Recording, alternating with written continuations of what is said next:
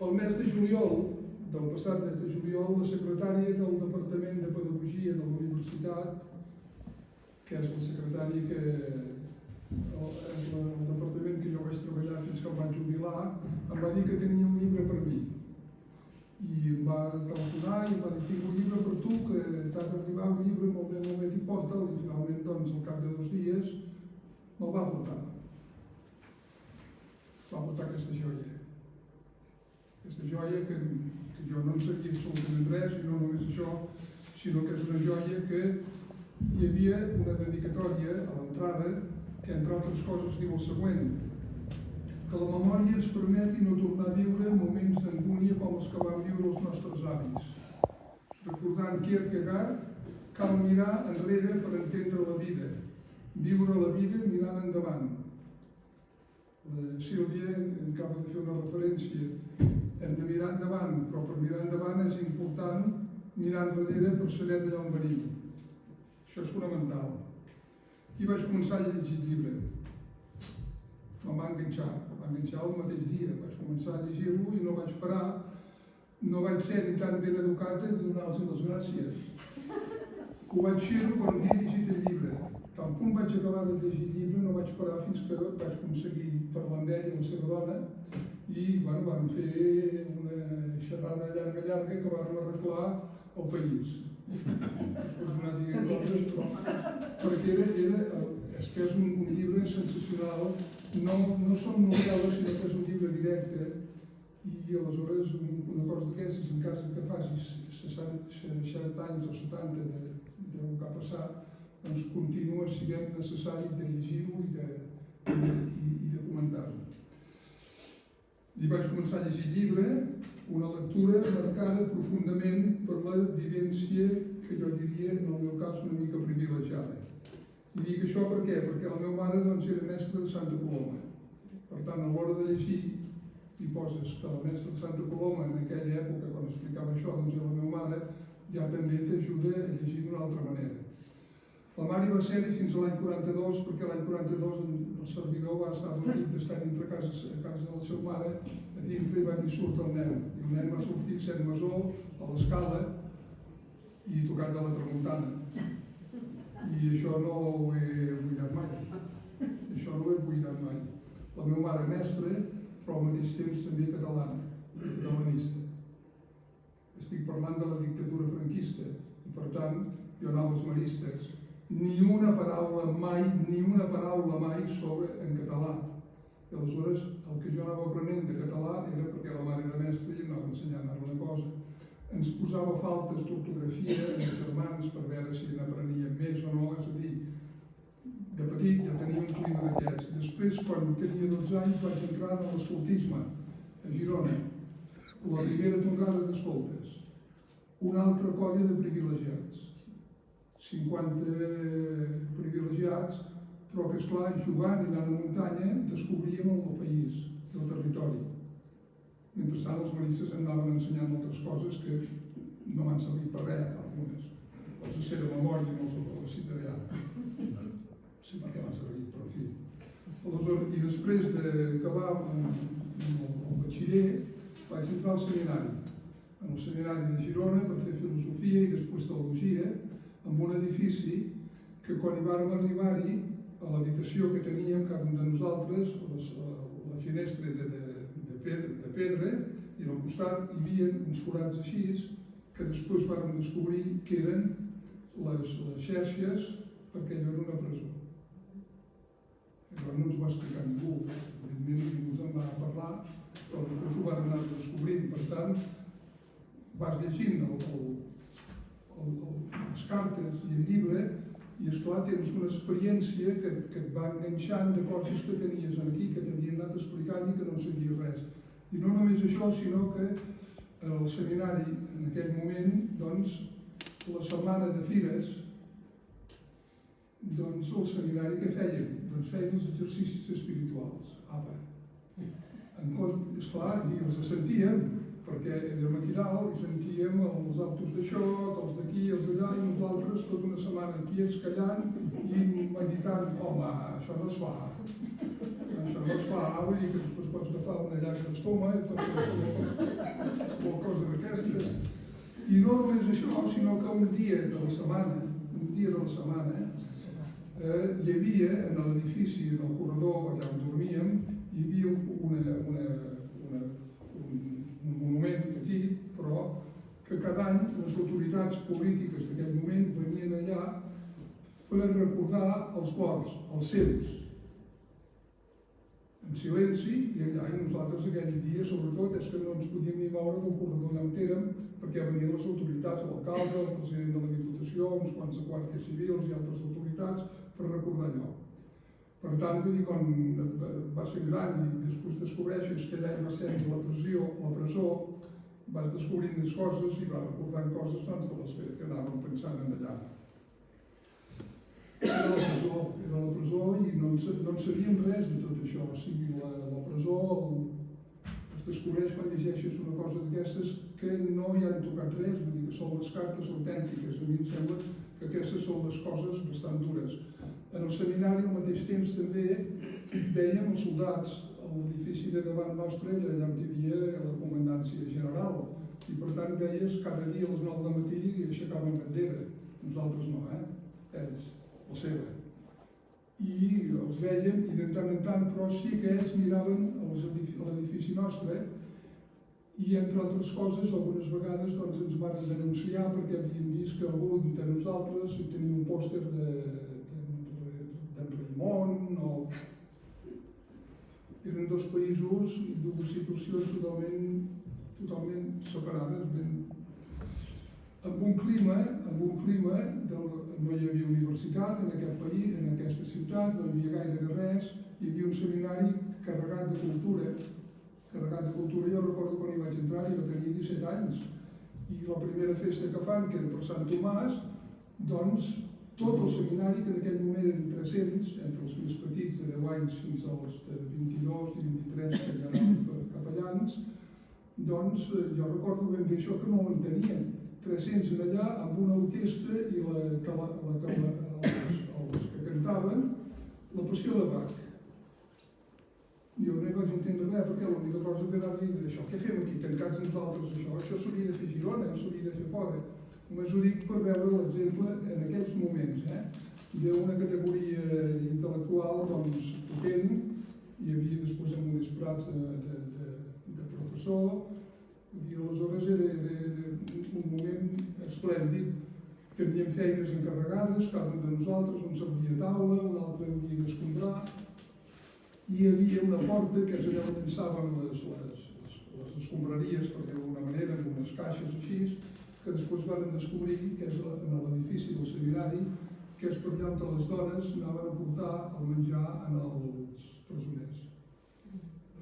Que quan ets a fora ara hi ha un jardí allà, hi ha un memorial de la guerra i després ara en aquests moments també hi ha una placa recordant en Modest Prats perquè era professor del seminari, professor de la universitat, que és allà mateix, i estava a l'església de Carme, que és a la teva esquena, per tant, el lloc més ideal era aquest.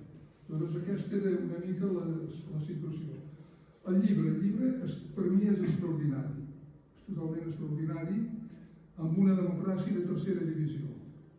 Llegir aquestes coses, encara en aquests moments, són duríssimes. I no només el que jo anava llegint.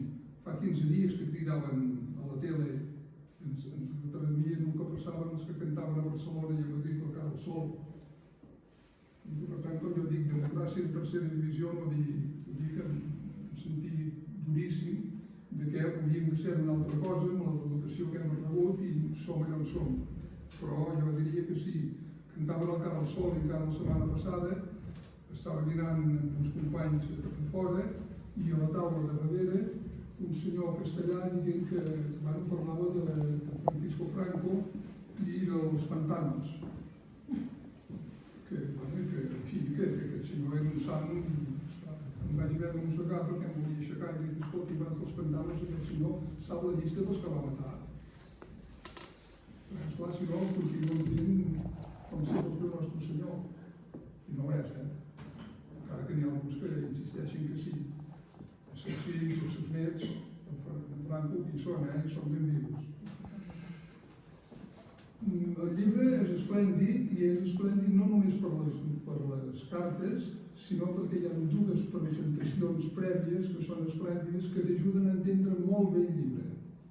Perquè si tu agafes allò i comences amb una carta i una segona i una tercera i vas fent, però si abans de llegir les cartes has trobat unes explicacions de Santa Coloma, què passa a Santa Coloma, del territori, del país, ho valores d'una altra manera, molt més sensible, perquè et va situant. No té tots d'ell. I a més, té una altra cosa que és important, que hi ha els textos, però cada pàgina, jo diria gairebé cada pàgina, hi ha notes a peu de pàgina, que encara el fan més feliç el llibre, perquè van sortint més notícies que a poc vas llegint i vas entenent coses, perquè els que han fet el llibre hi van posant coses que et situen per entendre'l i per valorar-lo molt més. Vas veient el paper de les dones, a les dones dels homes que són en allà tancats, la duresa dels vespres, aquesta sí que és quan comences a descobrir això, que al vespre te'n criden amb uns que saps que ja no els veuràs mai més i que saps que l'endemà la dona serà allà sota per portar-li menjar i no li diran que no calia ja el menjar. En la porta que nosaltres, anys enrere, hi portàvem les escombraries dels estudiants. Vull dir que són situacions d'aquestes que jo crec que són molt dures. Per altra banda, jo me'l llegia perquè jo soc fill d'impressors i per tant tinc un altre vici, que és que no llegeixo i prou, sinó que després els toco, els llibres. I me'ls miro, i els dibuixos que hi ha, i com estan fets. I esclar, també has de reconèixer que és una meravella, que no és llibre d'aquells fet a pressa corrent i no amb faltes, sinó que és d'aquells que et conviden a llegir-lo amb calma, a reposar-hi, a tornar-hi, si cal, i fer-ne propaganda. En fotografies, hi ha fotografies, hi ha documents, no és el text i prou, sinó que vas mirant i vas trobant tot un piló de coses que totes et van ajudant a entendre molt més i molt més profundament el contingut del text i la família que hi ha darrere. Això és el que vas valorant.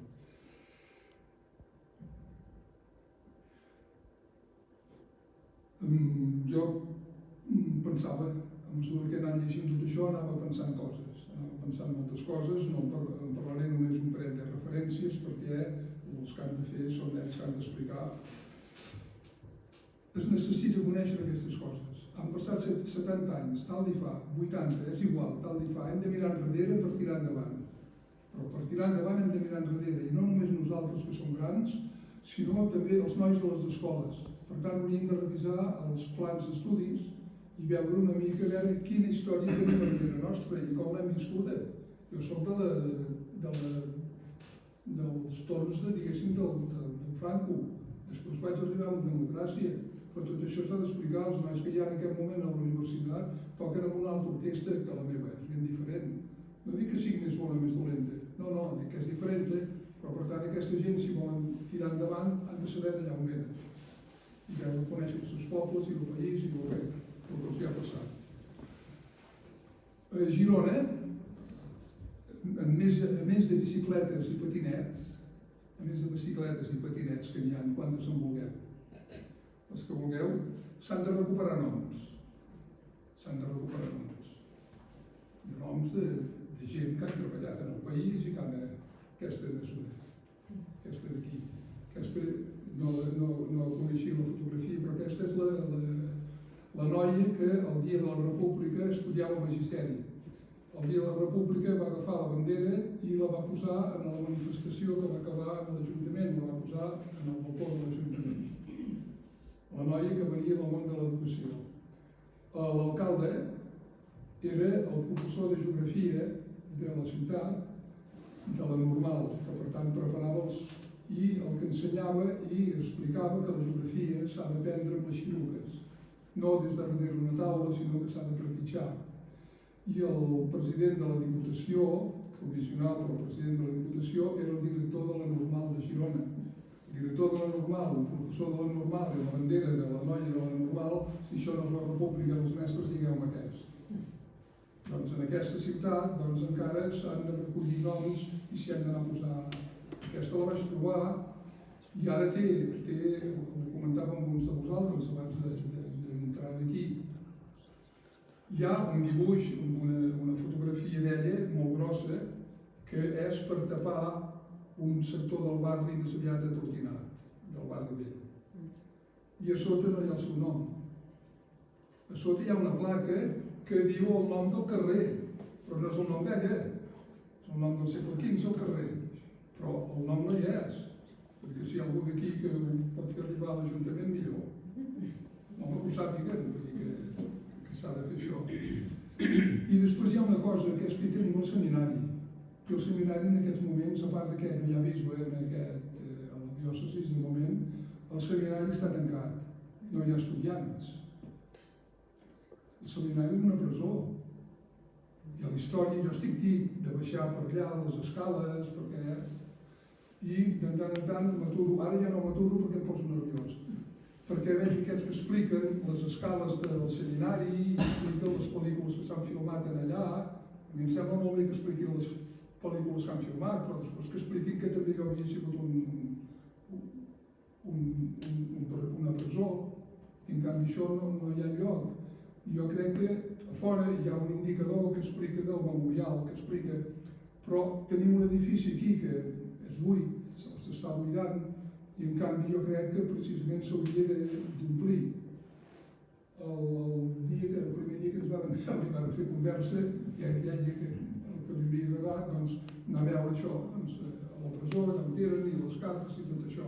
He fet un parell de gestions i també m'han dit que no, per tant, penses pas que ets sol. Però esclar, jo crec que és un edifici que el tenim aquí i que es podria, i s'hauria de mirar cada 15 dies, cada mes, perquè sé, cada quan sigui, no? Però que et situïs i que vegis allò que és història nostra. Tenim la catedral, molt bé, però al costat d'això tenim un edifici que va ser presó, doncs tot això s'hauria de reconèixer i tant en aquest cas concret no. I per això jo aprofito molt per dir. Jo ja estic. Per vosaltres... Molt bé.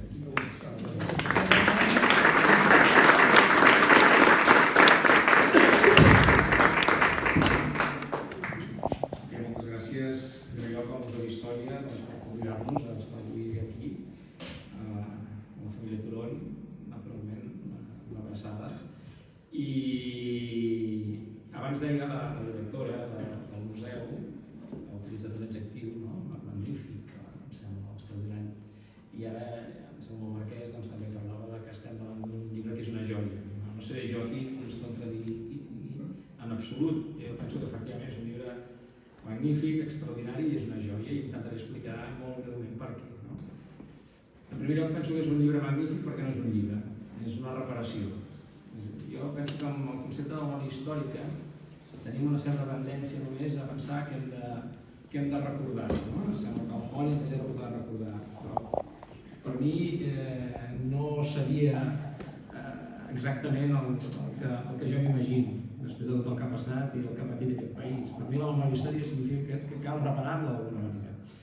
I l'edició d'aquest llibre per mi és una reparació a la memòria d'un dels 4 alcaldes republicans de Santa Coloma de Farners, que tots 4 van haver de passar per la presó, el simple fet de ser alcalde republicans de Santa Coloma, que un va ser afusellat, Lluís Mont, i que Jesús Turon estava també condemnat a mort. Si no, no s'entén tampoc aquestes cartes. I, per tant, aquest exercici que també estem fent amb aquestes presentacions, per mi, d'alguna manera, és la reparació a unes persones que van tenir una responsabilitat en uns moments molt difícils i molt convulsos que no van tenir, almenys a Santa Coloma, cap d'ells, cap involucració, cap responsabilitat sobre els assassinats que també van haver-hi a Santa Coloma, de capellans, sobretot, tot i que van ser 4 persones, però assassinades per comitès que venien de fora, ells en absolut no tenien res a veure. La repressió que va seguir, i ara també ho explicava molt per sobre, però ho ha explicat molt bé en tots els seus estudis, en Sant Marquès, en tot el tema de la repressió, el nom de l'educació, els nostres mestres, i aprofito per recomanar la pel·lícula, el mestre que ens volia portar al mar, amb Uxís, crec que s'està projectant en aquests moments també aquí a Girona, el Truffaut. i crec que és part d'aquesta reparació, la pel·lícula d'un mestre compromès republicà que també fou assassinat. Doncs la repressió de Santa Coloma, com qualsevol poble de la nostra demarcació, no devia ser massa diferent. Jo vaig tenir l'oportunitat d'anar a consultar tots els expedients dels consells de guerra quan aleshores s'havien de consultar que aquí tenia general a Barcelona. Com que encara no era president vaig poder entrar. Sí, president, no crec que m'haguessin deixat.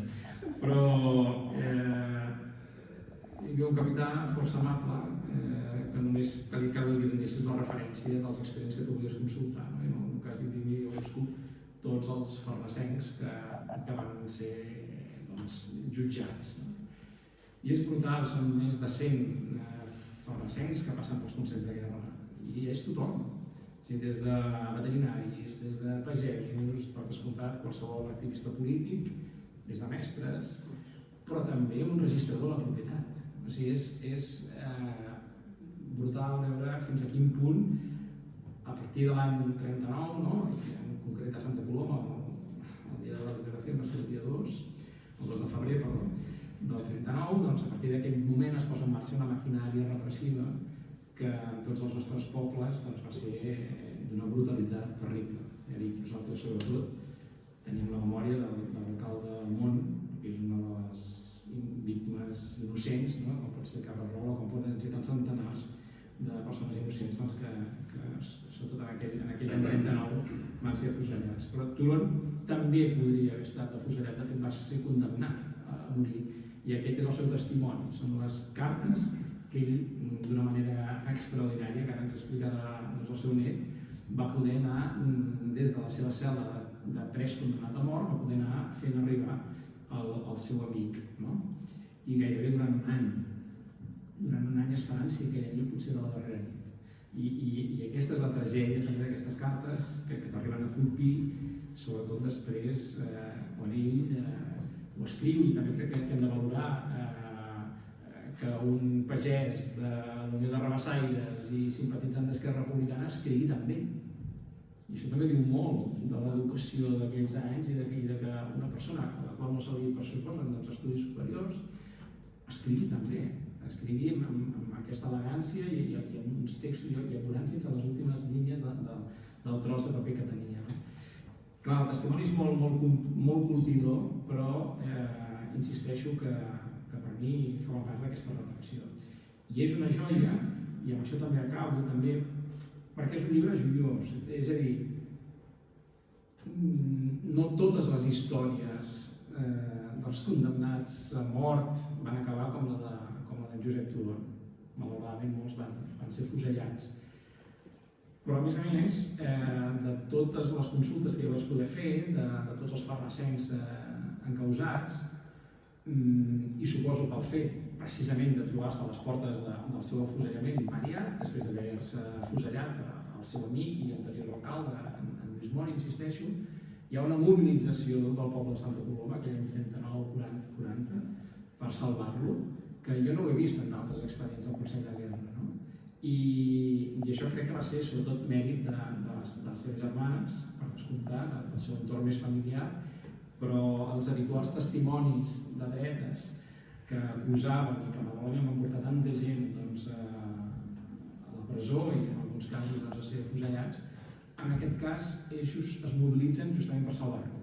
I això crec que també el fa un cas molt especial i que diu també fins a quin punt per 5 mesos que va passar-se d'alcalde a Santa Coloma, quan ja sabeu que en moltes ocasions els alcaldes bàsicament hi ha persones que diuen escolta, que no hi ha ningú més, t'està posant tu d'alcalde, o fins i tot els mateixos, la mateixa gent de dretes deia, escolta, posa't tu d'alcalde que amb tu no ens passarà res, com va ser el cas, entre d'altres, d'en Turon i del darrer alcalde republicà, també un altre honorable alcalde, de Sanet Alzina, músic de Cobla, que també té una altra història brutal i sensacional, que és la cobla dels presos de la presó de Girona. Hi havia tants músics presoners al seminari que van fer una cobla. Una cobla que els diumenges tocaven boleros i jazz pels seus carcellers. Vull dir que tot allò que hem vist a vegades a les pel·lícules ens ha passat, vull dir, aquí al seminari, a Girona. I és una altra història per mi al·lucinant que si trobéssim, bueno, és fàcil trobar-lo, perquè fins i tot hi ha fotografies de la copla de la presó de Girona tocant, no? En fi, però avui ens toca parlar de Josep Turon, perdó. Gràcies, insisteixo, doncs, a la feina de la seva família i també de la família Alsina, que va conservar doncs, aquests papers que ell anava escrivint i que ara us explicarà molt bé el seu net. Doncs, avui tenim aquest llibre, que és un llibre extraordinari de debò, i agraeixo moltíssim doncs, tot l'esforç que has fet, Josep, per tirar-ho endavant, però que també, com ara també deia en Salmó, i ara sí que acabo, hem fet ja moltes presentacions. La teva família crec que s'ho comença a conèixer bastant bé. Sí. Si aquesta història no havia corregut per la família, ara ja fins i tot. Però jo no descansaré fins que això no ho expliquem a l'Institut de Santa Coloma de Farners, que és, sobretot és el lloc on hem d'explicar aquestes històries nostres. Perquè clar, si fem tot aquest esforç de reparació, d'editar els llibres, de no sé què, i fins i tot a Santa Coloma, els nostres joves no coneixen aquestes històries, aquí tenim també un deure de reparació i hem de fer-ho arribar. Per tant, espero que ens tornem a veure, si Déu vol, en una presentació a l'Institut de Santa Coloma. Moltes gràcies a tots vostès.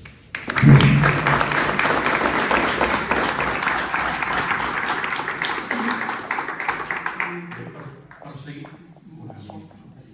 No. Sí, vaig bé, tinc tot la parafernàlia aquí.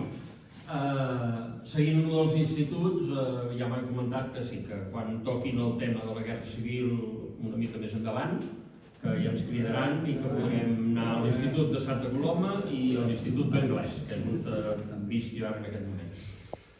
Bé, per contextualitzar Josep Turon a dintre d'un museu d'història de Girona, no se m'ha ocorregut altra cosa que dir quines coses tinc que podrien estar dintre d'aquest museu i no marxarien gaire del tema.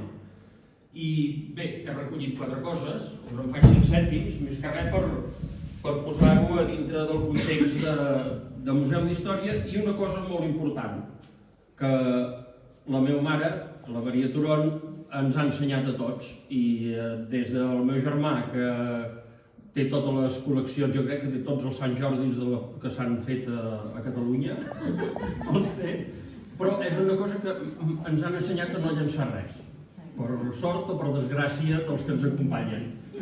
Llavors, per exemple, aquest microscopi jo l'havia tingut durant molt temps, és un microscopi que va comprar el meu avi l'any 37, i el tenia a casa, l'he fet servir alguna vegada per curiositats i així, però remenant papers he trobat la factura de la compra.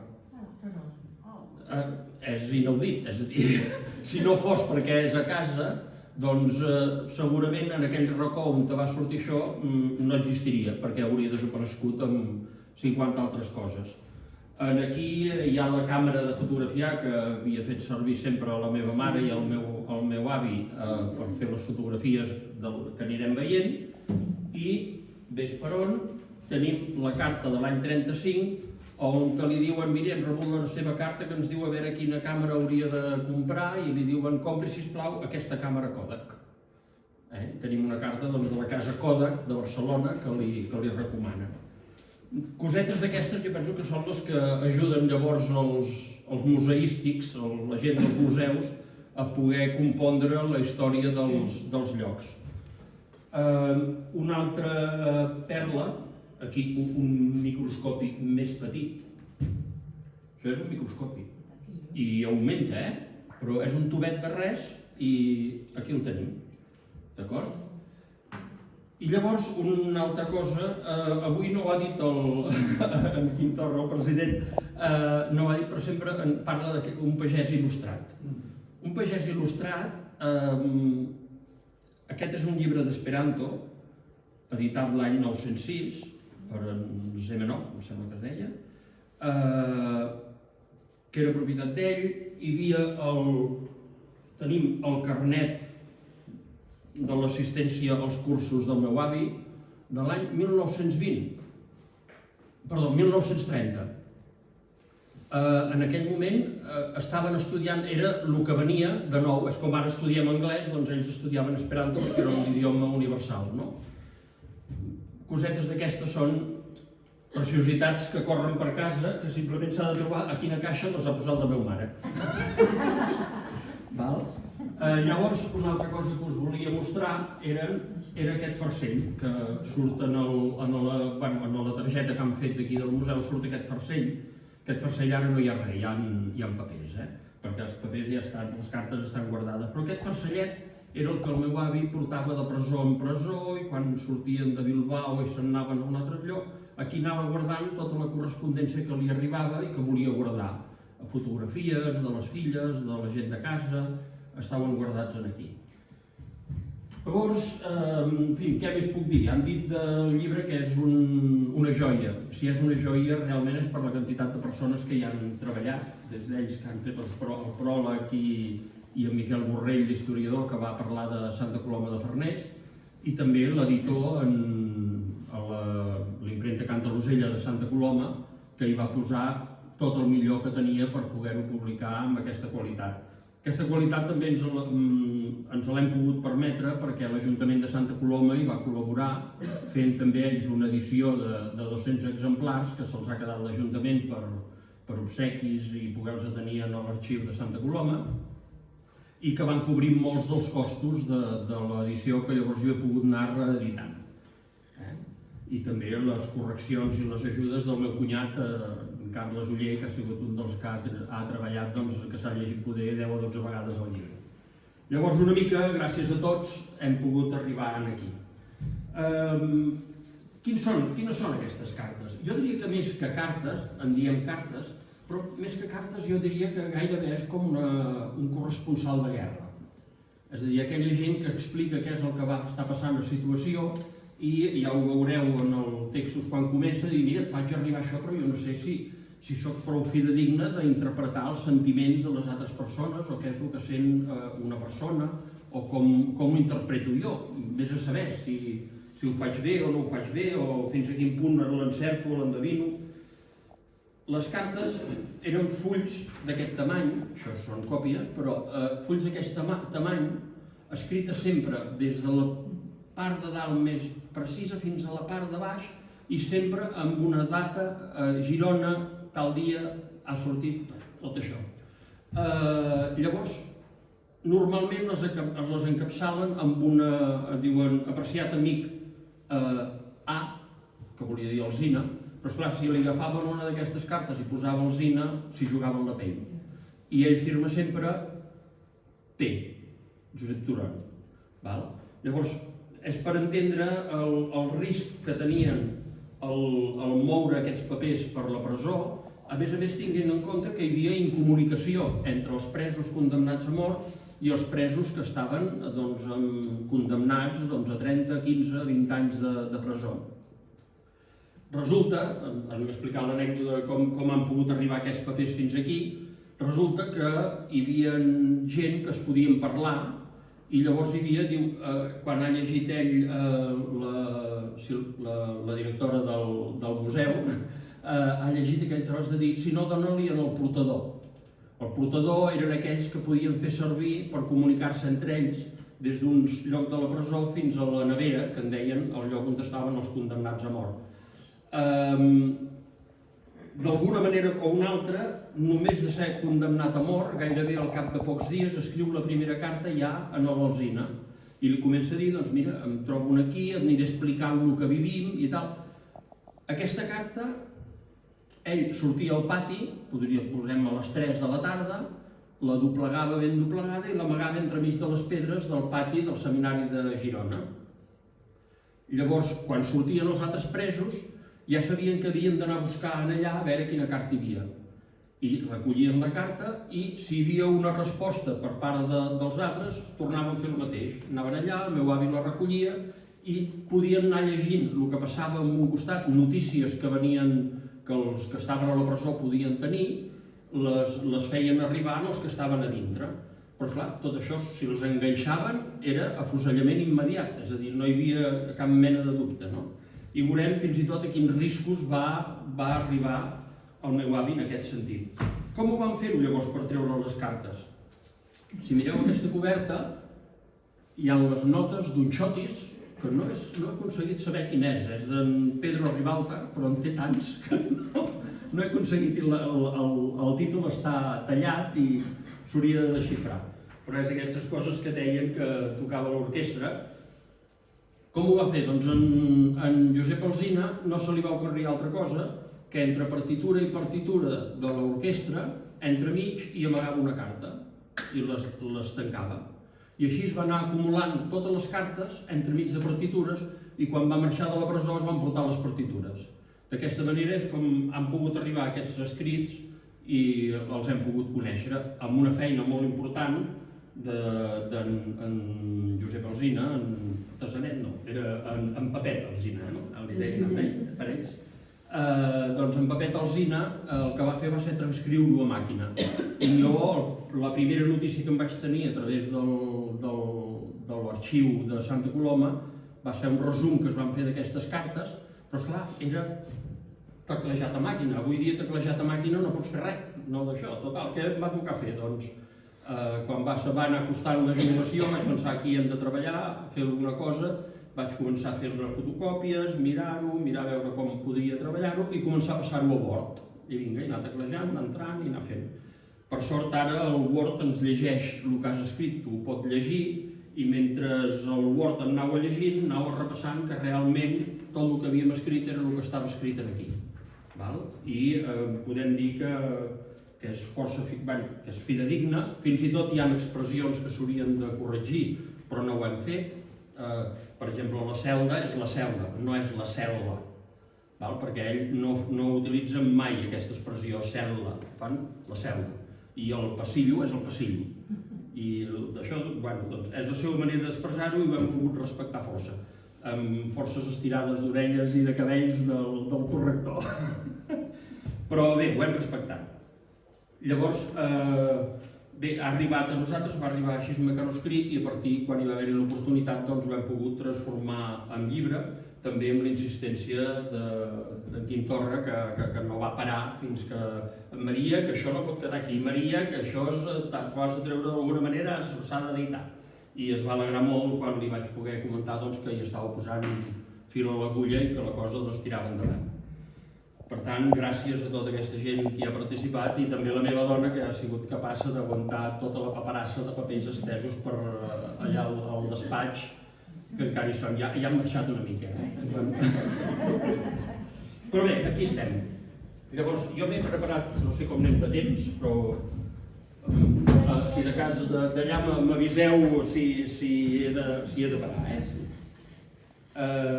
Anirem seguint una mica amb fotografies, així que em vaig conduint també per dintre el llibre.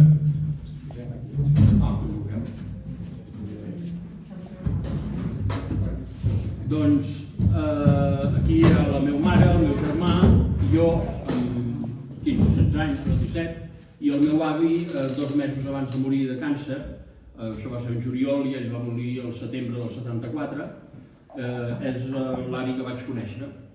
No durant molt temps, perquè jo l'any 69 vaig entrar en el seminari dels maristes per poder seguir la tradició. Són aquelles coses que passen, no? Tens un avi republicà i el fill entra al seminari dels maristes. Però bé, així es fa la història.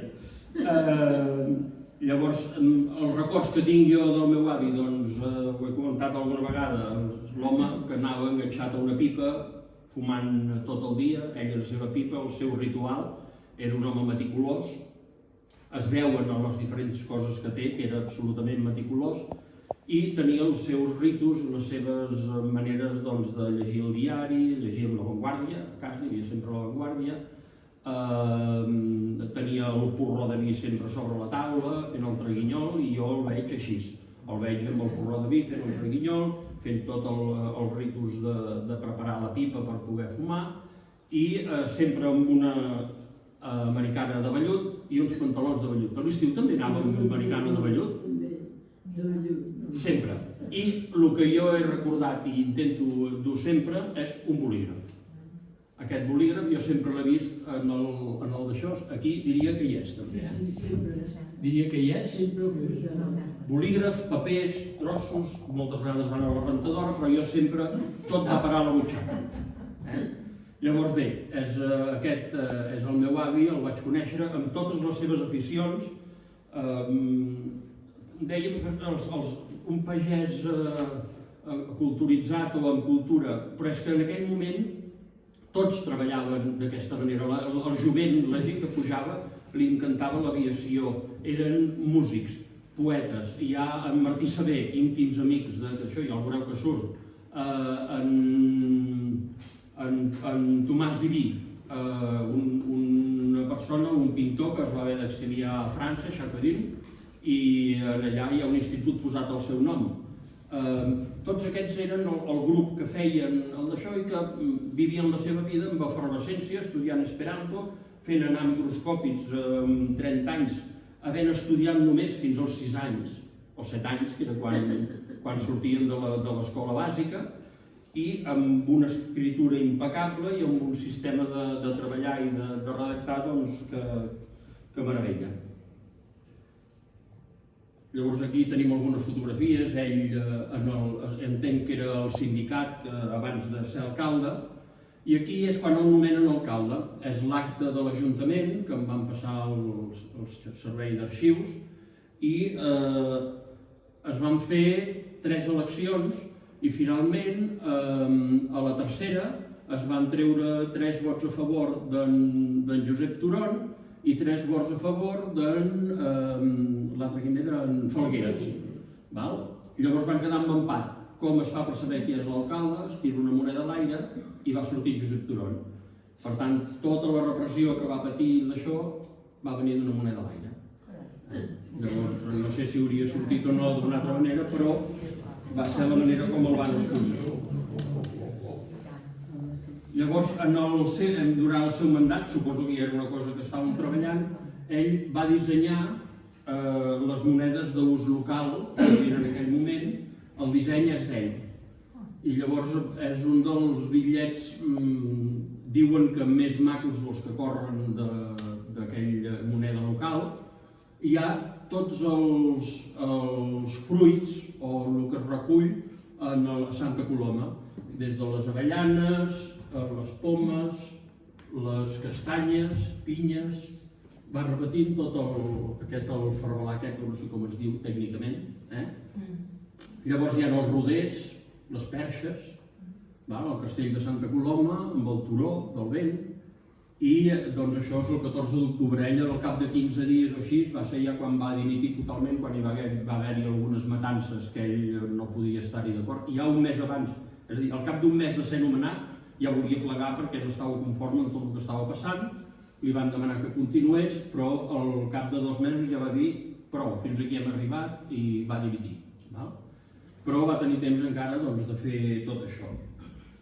Jo he descobert també el treball del meu avi a través d'un llibre que hi ha que es diu La guerra civil a Santa Coloma de Farners, de l'Eugeni Caireta, que és historiador també, i aquí explica tota una cosa que era absolutament desconeguda per mi, que és tota la feina que feia a la Unió de Rabassaires, anant amunt i avall, i dintre de l'Ajuntament també hi havia un tema molt especial que havien de treballar perquè es posessin d'acord tots els gremis, els constructors, els paletes, els carnissers, tots havien de posar d'acord per aplicar els preus que demanava la Generalitat.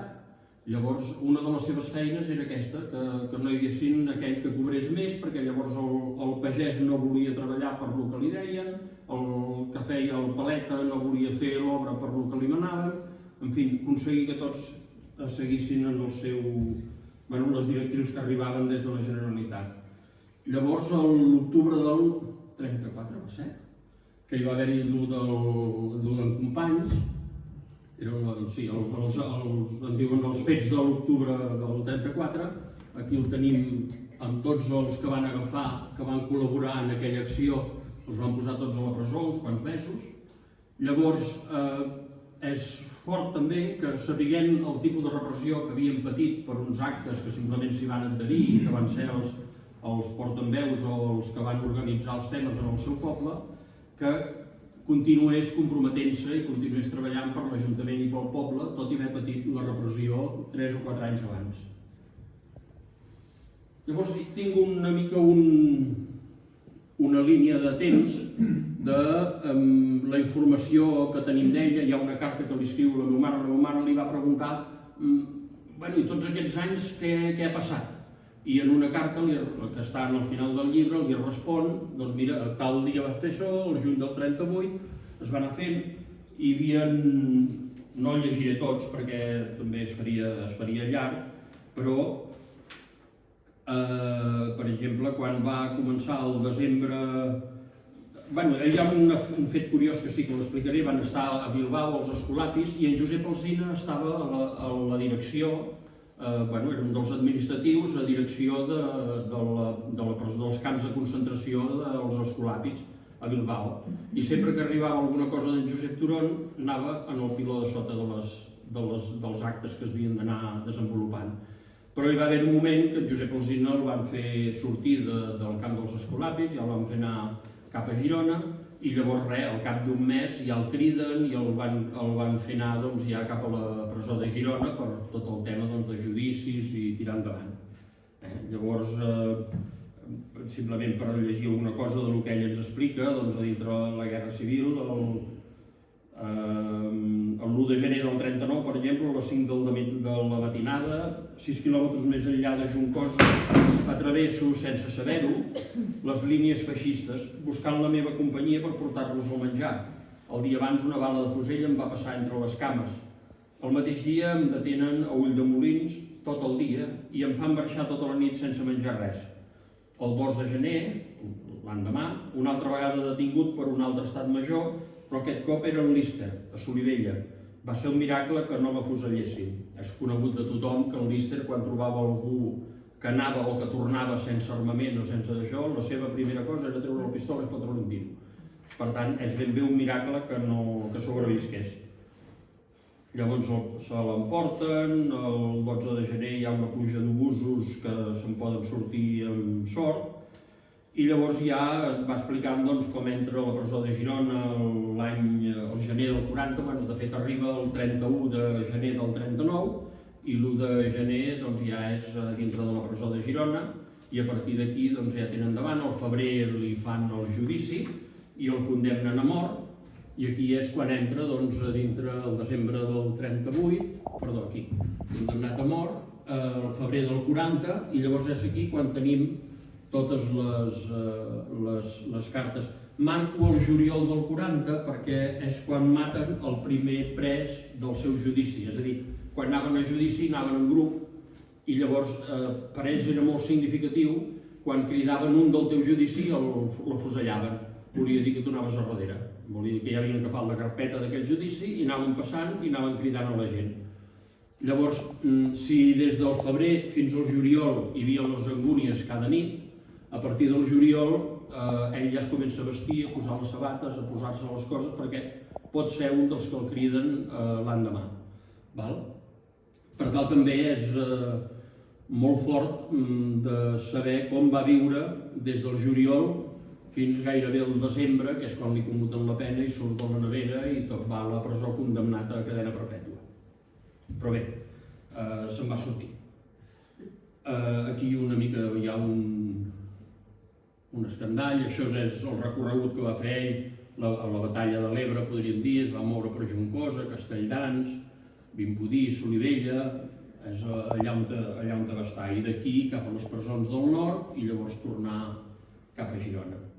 Aquesta és la meva mare, amb 11 anys, que és la correspondència, és la qui manté el 90% de la correspondència des de la presó i durant la Guerra Civil i tots els actes que hi havia, era carta, targeta setmanal, escrita per ella, i bé, em resulta difícil que ara el meu net, que té la seva edat, fos el responsable de la correspondència entre la família i el pare.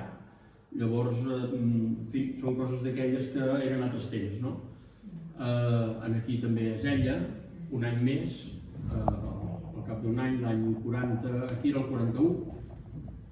I llavors hi ha una cosa curiosa, un tret curiós que també que hi ha una carta que li diu, home, vine per aquí a veure'm més sovint, però esclar, no vinguis amb el cotxe de línia, que és molt car, i ens gastarem els diners i no en tenim. Agafa la bicicleta i puja. I suaràs una mica, però almenys ens podrem veure. Això dir-li amb una nena d'11 anys, no? Llavors eren altres temps i es vivia el món d'una altra manera.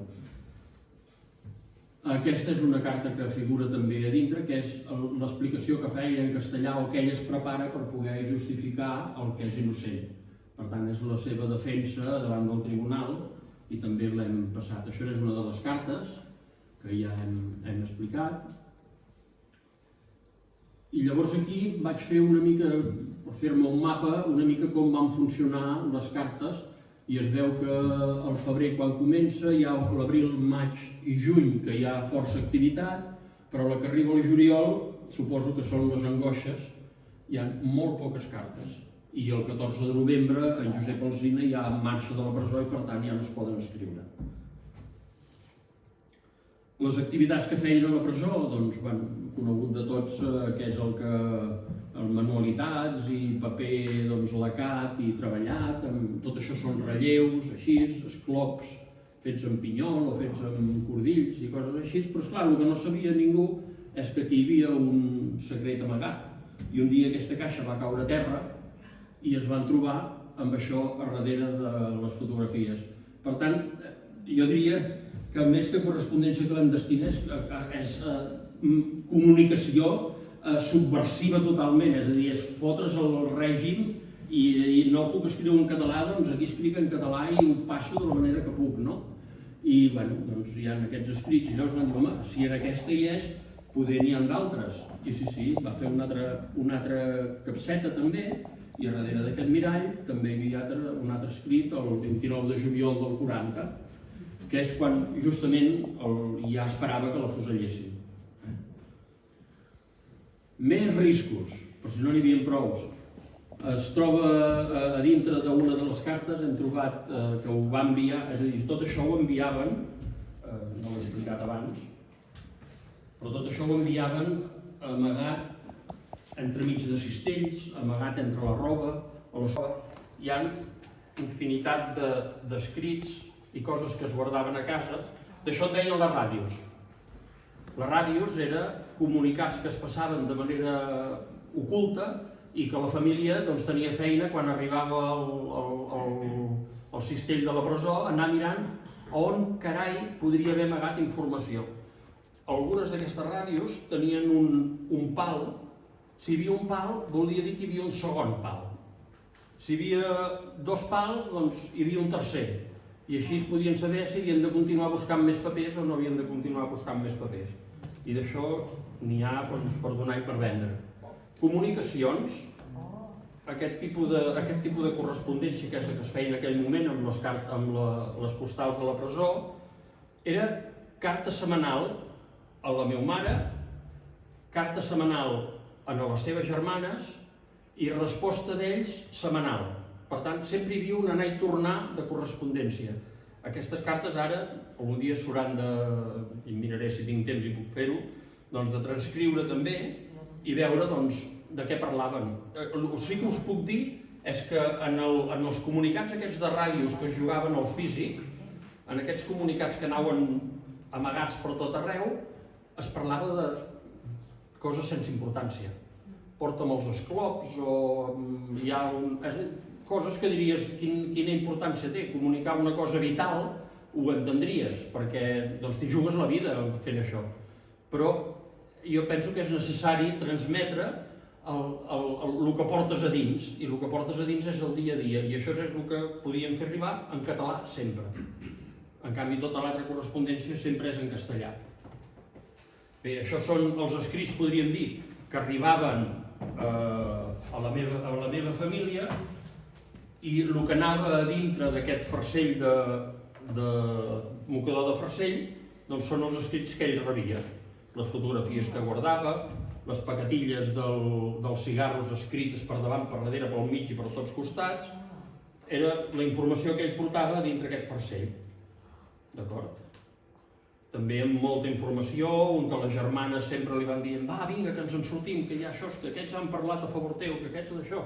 Però esclar, allà tots a dintre diu algú ha rebut alguna cosa que va malament i que, doncs, que no se'n sortirà? No.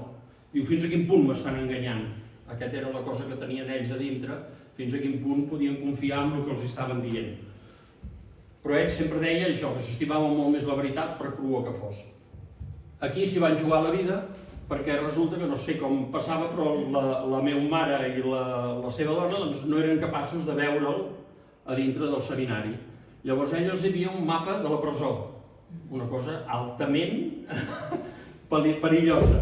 Els diu, mira, estic en aquesta finestra d'aquí, ells pujaven heu pujat mai per les escales del carrer de la Llebre, són cap a 200 escales, venien aquí, pujaven per les escales del carrer de la Llebre, arribaven per aquest carreró, i des d'aquí ja podíem veure la finestreta de la presó, però amb molta cura, perquè aquest guàrdia que hi havia en aquesta caseta d'aquí i el guàrdia que hi havia en aquesta caseta d'aquí, si et veien sortir per la finestra, et disparaven un tret i tenien un mes de permís. Per tant, hi ha la història d'un que li acaben de commutar la pena i vol sortir, s'està pentinant i el guarda li tira un tret i el mata. Llavors, això és el que hem vist abans, aquesta és la garita, podríem dir, que hi havia dalt, la part de dalt, i allà on estaven ells és en aquesta part d'aquí del seminari. Això era la presó de Girona l'any 32, 31, 32, molt abans de la Guerra Civil. Llavors aquí seria exactament allà on era ell per el dibuix que ha fet, era aquesta finestra d'aquí. I un dia, sense voler, vaig demanar al seminari, sisplau, vull fer una foto, No hi ha ningú del seminari per aquí?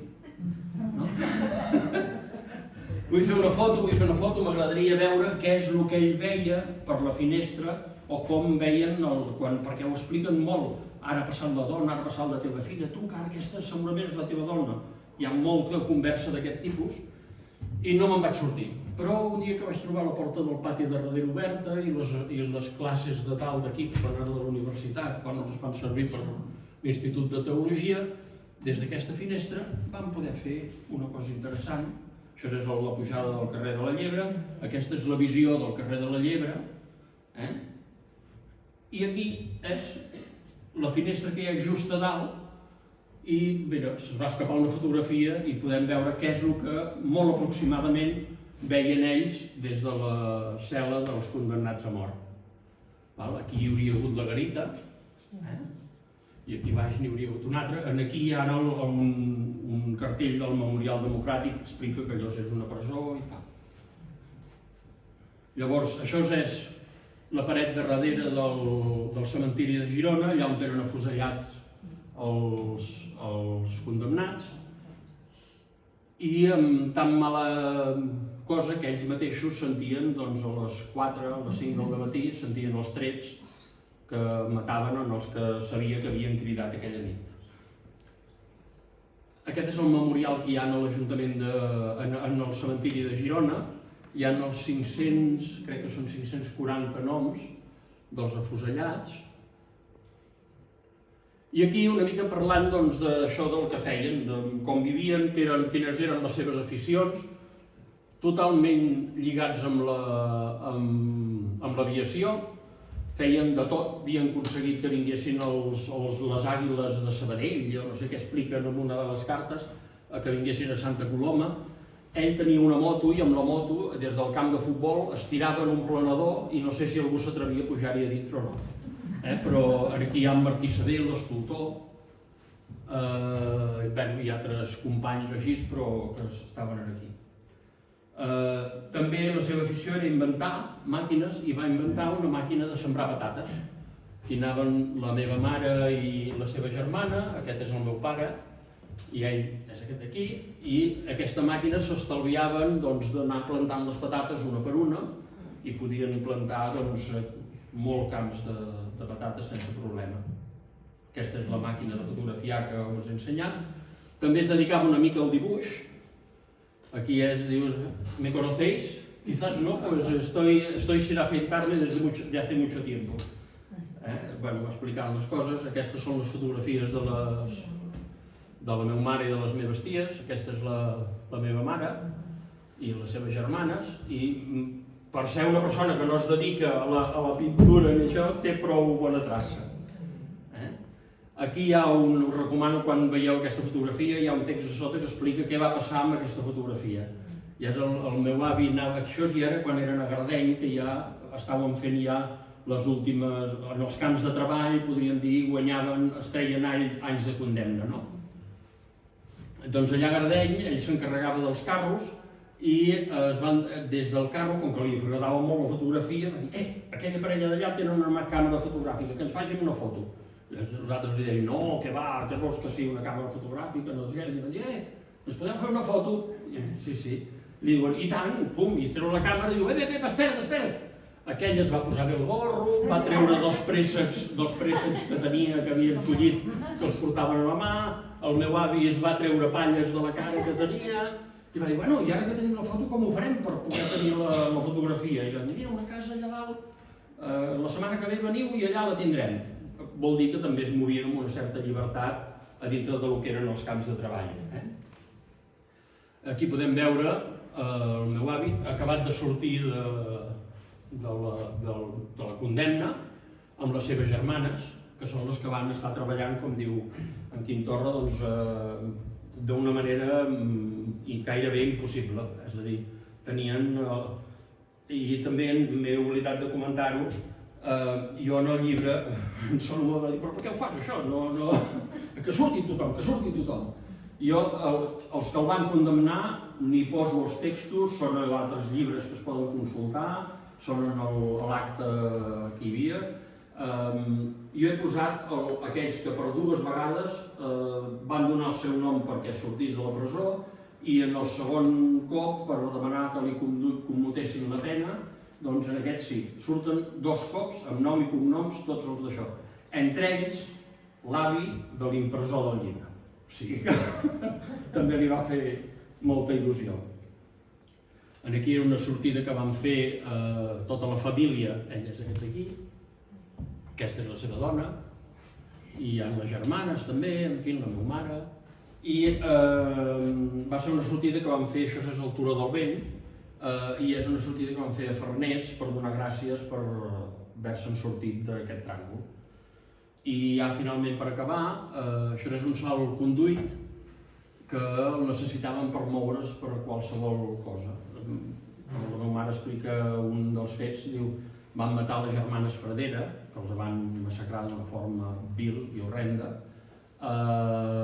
Doncs sabem que hi ha un que havia d'estar en l'assassinat d'aquestes germanes, sisplau, vés-el a buscar, parla amb ell, a França, vés-te'n a França, parla amb ell i que et digui que va ser ell o que d'això. Si va ser ell no m'ho dirà.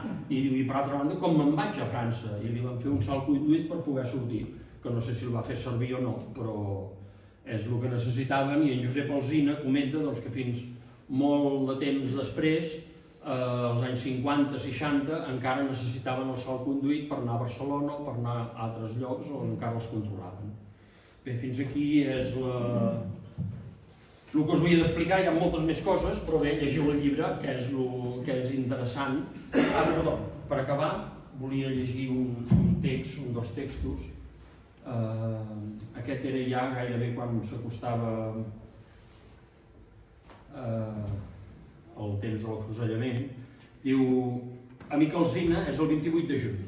Diu, amic Alsina, ahir no vaig trobar ocasió d'enviar-te l'adjunt i afegeixo el d'ahir. Abans de tancar, en Xico és un dels guardes que jo li estic, ja ho dic, en els agraïments eternament agraït, perquè és impagable una persona que en una presó et digui si hi ha condemnes o no hi ha condemnes. Ells ho sospitaven per 50.000 coses. Els escombriaires no passaven, havien sentit la moto, volia dir que hi havia condemna, no havien sentit la moto, no hi havia condemna. 50.000 coses, detalls que ja s'havien captat de l'ambient per saber si hi hauria afusellaments o no. I en Xico, abans de tancar els llums, passava i deia bona nit, dormiu tranquils. Volia dir tranquils, avui no hi ha res. O si els deia bona nit, doncs ja tots podien començar a preparar perquè algun o altre en cridarien. Doncs bé, aquest era en Xico, que l'he mirat de trobar per tot arreu, però no ho he aconseguit. Mitja hora després, en Xico ens diu que li sembla que la picada és més petita que la nit d'abans. I a 8:45 ens diu que són 9 i de la nostra seu de 2. Avui n'hi ha 3 de nous, que pots figurar-te l'efecte que els hi fa. Un d'ells, de Puigcerdà, tot el dia ha estat ajagut i el despertem a 11:15 per avisar-lo. Un altre, d'anglès, oncle i padrí d'en Massó, l'ajudant d'en Carles Portell, està tranquil com si fes mig any que està entre nosaltres. Al meu costat hi ha un que diu que és fill de Santa Coloma. Quan ha entrat a la celda semblava destarotat. Al saber la picada, sols sabia parlar de criminals, nits terribles i molts ais i panteges. S'adorm a 11:15 i a 2:15 el despertem. Està esverat, sent trepitja al carrer i pregunta si ja els venen a buscar. Quan se'ls senten al passillo, em pregunta si sentim quan els criden. S'estranya que no ens hi fem a cops de puny. Tanta colla com som, els aixafaríem com si res. Pobre home, encara no s'ha adonat que és una realitat i que no somia. Bé, són els textos i és això, jo em quedo amb la fredor, amb les alegries, amb els acudits que expliquen, amb les cançons. Fan una vegada a en Xico li diuen Chico, una cançó de moda que li havien posat lletra, Chico de mi vida, Chico de mi amor, tráeme gasolina per l'encendedor. I llavors un dia tot plegat ell estava fent de les seves coses i li arriba, se li posen tots per allà al voltant i diu ai, quina me'n faran? I li comencen a dir turón de mi vida, turón de mi amor, ya estamos hartos de tanto tractor. Llavors, bé, dintre de tot això hi ha cançonetes, hi ha coses, hi ha un noi de Sant Joan de les Abadeses que escrivia obres de teatre sobre la presó, avui picada i demà què? La picada era quan venien els afusellats. Bé, callo, hi ha alguna pregunta que vulgueu o que us pogués respondre? Què temps? No, jo només volia dir.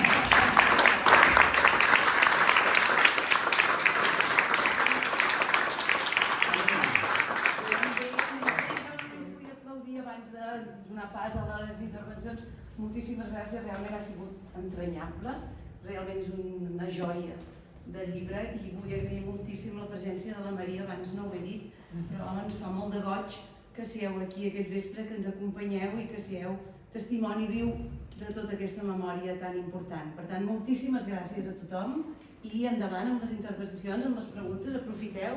I tenim també llibres a la venda a la recepció del museu. Per tant, estic convençuda que en Josep els assignarà amb tot el carinyo del món i realment ha sigut entranyable, enriquidor i molt útil per la feina que fem des del museu i des de la societat. Per tant, moltíssimes gràcies a tots i endavant. Moltes gràcies. La germana Esfradera, després tenien l'escola aquí, els monges del Cor de Maria aquí, i a baix del carrer hi havia l'imprenta Marquès, que és la que feia la revista, que durant no sé quants anys, però molts i molts anys, cada mes, la feien aquí per recollir diners per la beatificació. Aquí, aleshores, jo havia anat als Maristes i vaig anar-hi a partir de 7 anys, però fins a 7 anys anava en el Cor de Maria, però jo en sobre que és de Girona i tota una colla, però els monges a 7 anys havíem d'anar amb un col·legi de nois, no fos cas que violéssim algú. Això per una banda, el permís aquest que deies és el mateix que tenien els de l'Empordà, perquè de l'Empordà fins a la frontera, fins als anys 60, els que anaven en tren, per exemple, així, necessitaven no només el carnet d'identitat, sinó un permís especial, que es va acabar quan un dia la Guàrdia Civil, amb un que no el tenia, doncs el van detenir i resulta que era el cuiner de Mateu de Peralada. el primer alcalde, diguéssim, franquista de Barcelona.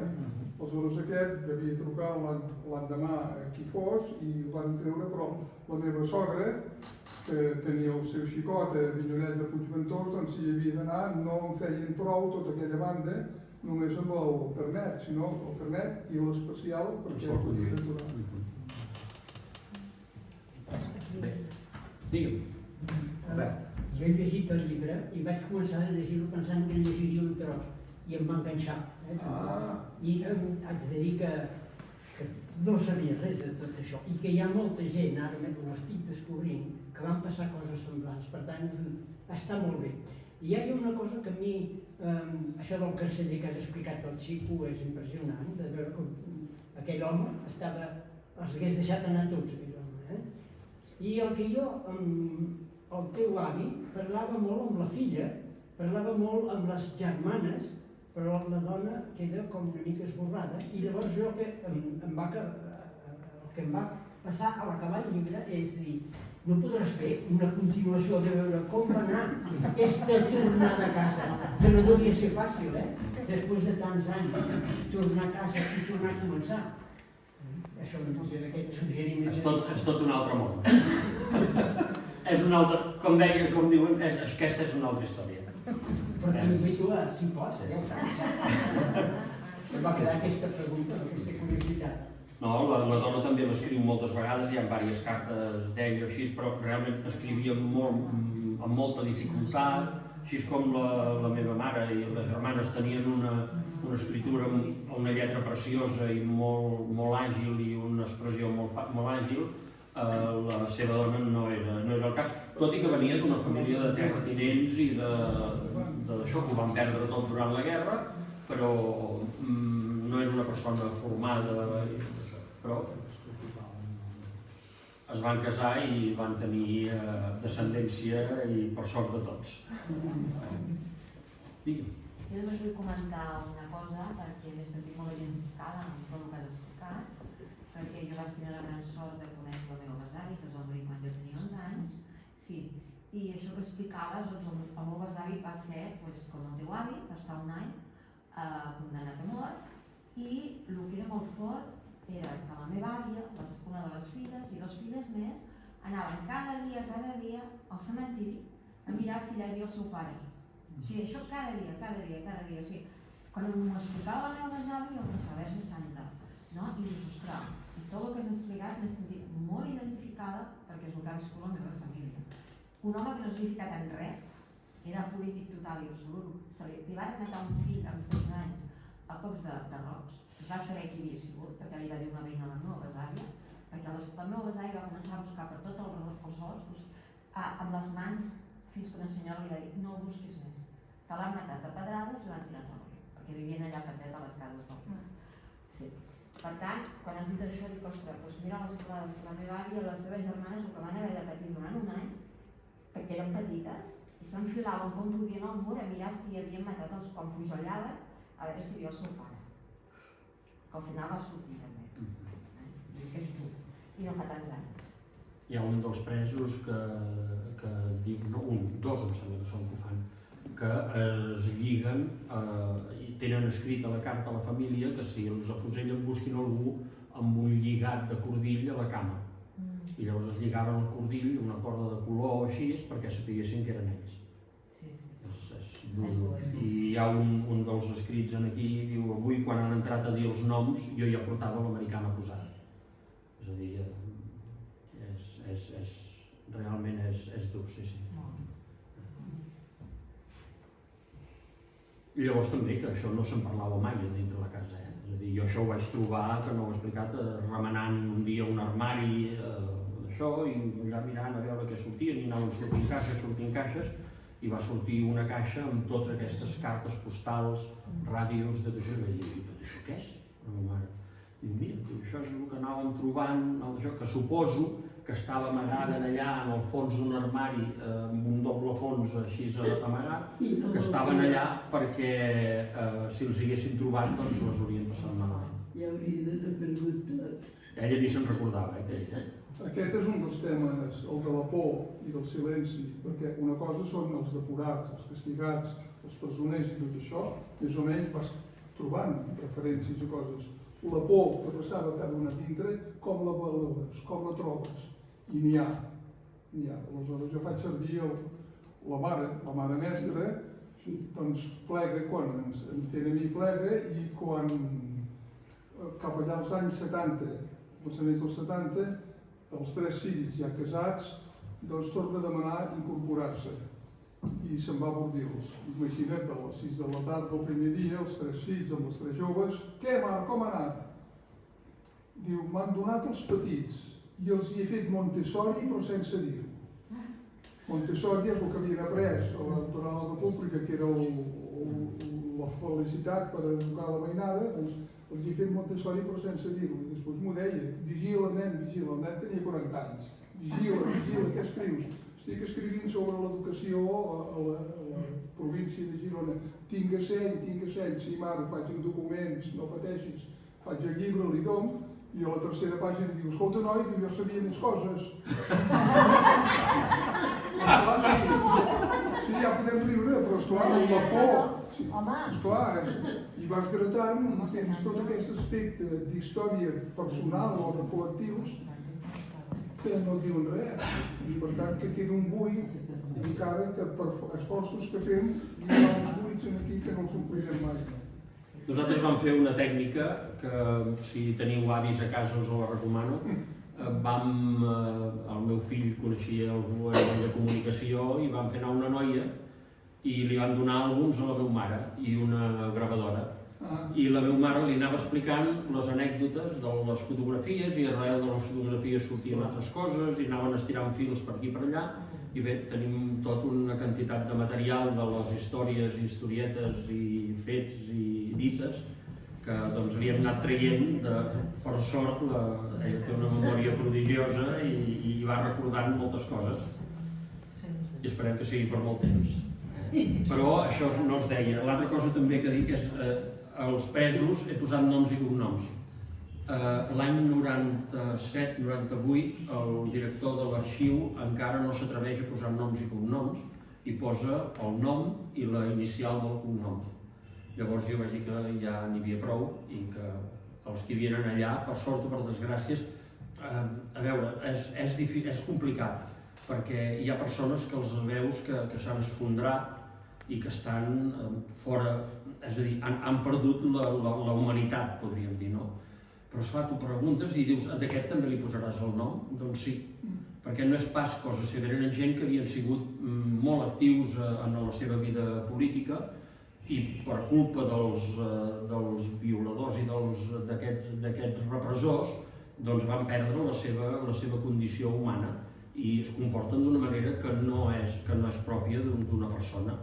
Però ho dic al final també, crec que s'ha de saber, no perquè ells hagin caigut d'aquesta manera, que el meu avi també s'hi hauria pogut trobar, sinó per la repressió que van patir, com els van anorrear en el no-res. I per altra banda, veus la gent activa i la gent il·lusionada, surten els noms, surten els pobles d'on són, i en el peu de pàgina totes les notes que hi ha són d'en Josep Alsina explicant què vol dir, perquè clar, diuen una picada i la picada és l'afusellament. Et diuen les ràdios i són aquests paperets petits. Hi ha tota una sèrie de llenguatge carcelari que ens l'han d'explicar. Llavors, qui era qui era el mossèn que portava a la presó i les rebassades que els hi feia, qui els ajudava, qui no els ajudava. I hi ha un punt en el que jo penso que el meu avi se sincera, que és quan ja està esperant que el matin a ell, no? I en la carta que escriu aquell dia en Josep Alsina li diu, ostres, diu, vols dir que he fet bé d'explicar com he vist jo, com reaccionaven els companys, de quina manera ho feien? He sigut fidel a el que ells vivien per dintre? I entenc que ho diu perquè ell mai explica com se sent ell quan està a punt de que el cridin. Això no ho explica. Llavors, jo entenc, ho va deixant amb referències perdudes i així, però entenc que s'adona de dir el que jo estic vivint, si algú ho expliqués, com explicaria el que jo estic passant ara, com ho posaria amb 4 ratlles i explicar-ho.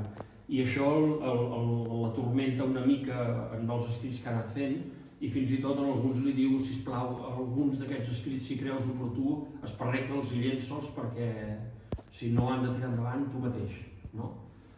Però bé, entenc que com a testimoni de persones en concret, i veus la gent dels pobles, i en concret doncs, els noms i cognoms, i suposo hi ha una noia, per exemple, que va escriure en l'institut el treball de final de batxillerat, el vaig poder llegir allò buscant, que vas buscant informació, i parla del seu avi, que li escriu una carta, els diu no sé què, no sé quantos, i el meu avi, en les seves cartes, explica com el criden, com reacciona, com va, i això segurament aquesta noia no ho sap.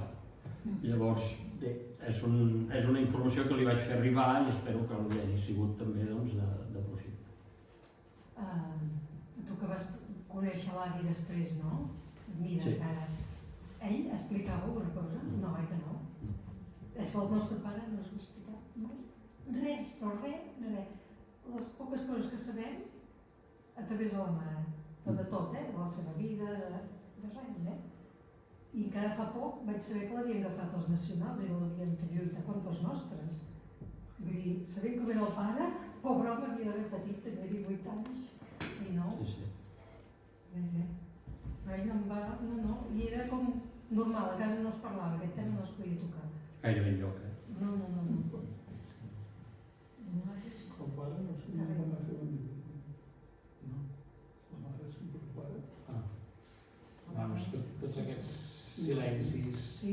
familiars, només si Girona era havia X milers d'habitants, però clar, si que problemes estem parlant, van ser de 3 o 4 mil persones, dels quals et dic 120 passen per als consells de guerra, on tots sabeu que per instruir qualsevol atestat o qualsevol denúncia era necessari l'informe del cap de la falange, el cap de la Guàrdia Civil, l'alcalde i el cura pàrroco.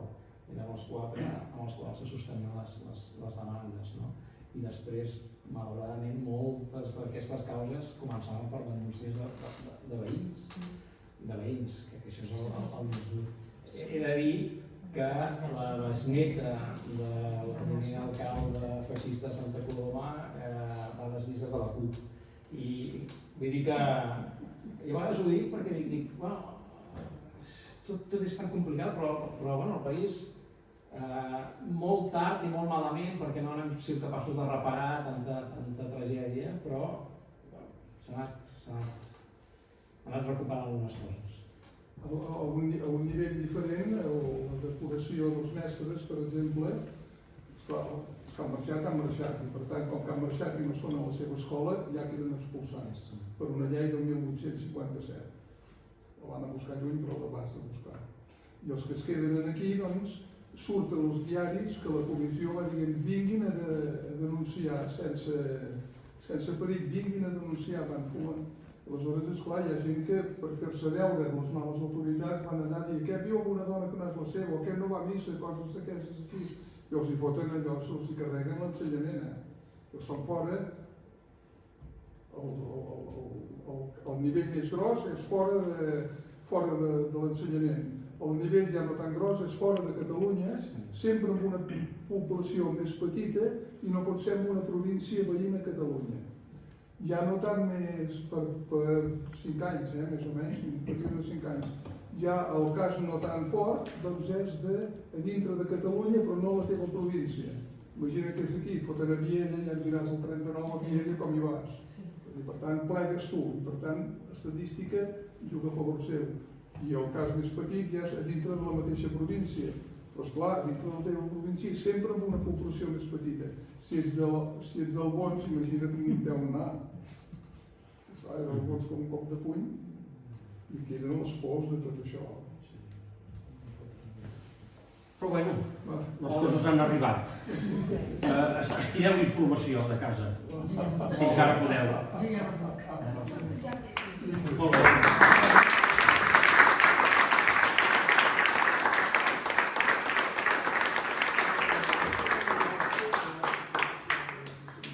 Moltes gràcies per haver vingut. De res.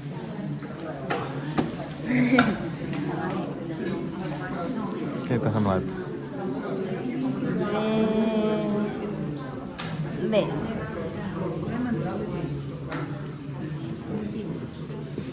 I un final més trist.